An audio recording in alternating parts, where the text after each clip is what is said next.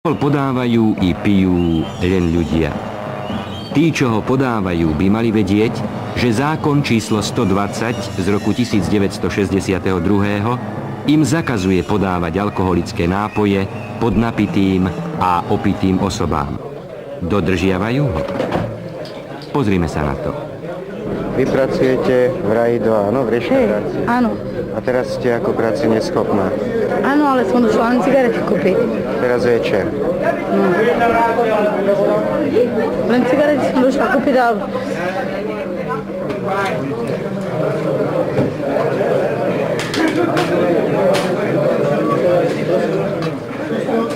Všimli sme si, že máte v hostinci veľa podnapitých osôb, ktoré majú ešte na stoloch pol decáky a pivo. Ako dodržiavate zákon číslo 120? Tak zákon 120 sa dodržiava, no ovšem nemôžeme za to, keď tomu podnapilému niekto druhý donesie tam piť.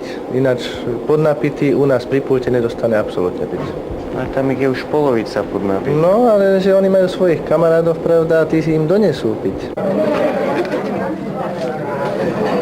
Koľko máš rokov? Budem mať 17. Čiže 16 rokov, hej? No 16 preč. Minulý rok som mal 16. A vidím, že tu hráš karty. Odkedy? No. Koľko asi? Pol hodinku. A pil si niečo? Pil som, jedno pivo. Kto ho kúpil?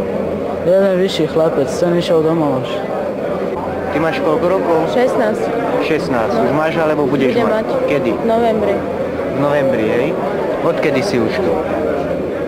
Okolo 6. Od 6. No. A od 6. tu hráš karty? Ja tu nehrajem Však karty. som ťa videl pred chvíľou. Ale ja som v ruke nemala karty a nehrajem, ani neviem hrať. A rodičia vedia, kde si? Rodičia vedia. Tak otec vie. Že si tu v krčme. Prosím? Že si tu v krčme. No.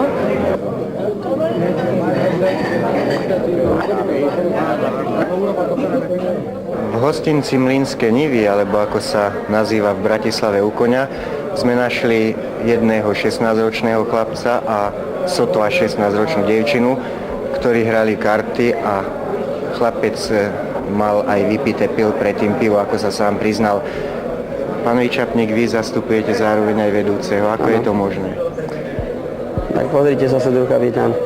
To máte tak, no ja mám tam veľa roboty za tým pultom, viete, a skutočne som si to náhodou ani nevšimol tak v rýchlosti.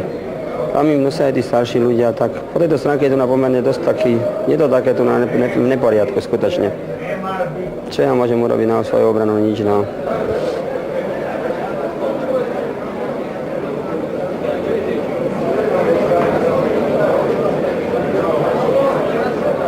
Vy ste prevádzkar v pivovarskej reštaurácii, áno? Máte teraz službu nočnú. Vo vašej reštaurácii pri kontrole naši príslušníci našli 1, 2, 3, 4 mladistvých, z ktorých najmladší má 15 rokov, najstarší bude mať 17, ktorí popíjali pivo. Jak to, že to pivo dostali? No, tak oni to nemuseli dostať od našich zamestnancov. A Tak to máte tak, my tu upozorňujeme hosti a to vedia aj zamestnanci, že nemajú dávať pivo. no ale je 21 hodín večer a No lenže to máte tu pivo si, 15-ročný. to pivo si ho nekúpili pri pulte, ale si kúpili od ďalších hostí, ktorí im doniesli pivo. A vy ste sa na to pozerali, alebo Nie, ale personál tak sa na to ja pozeral? som tam áno? každú chvíľu, takže ja to kontrolujem. No a vám to nevadilo, že popíjajú tam pivo? No, tak ja som nevedel, že koľko majú rokov.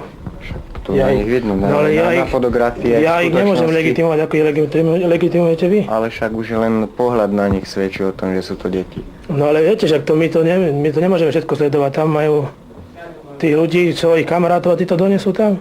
100 korún blokový poplatník, ste ho ochotní zaplatiť. No, tak ja platiť nebudem, no. Tak budete oznámení na Národný výbor za porušenie zákona 120 z roku 62 zbierky. Ja sa necítim nejak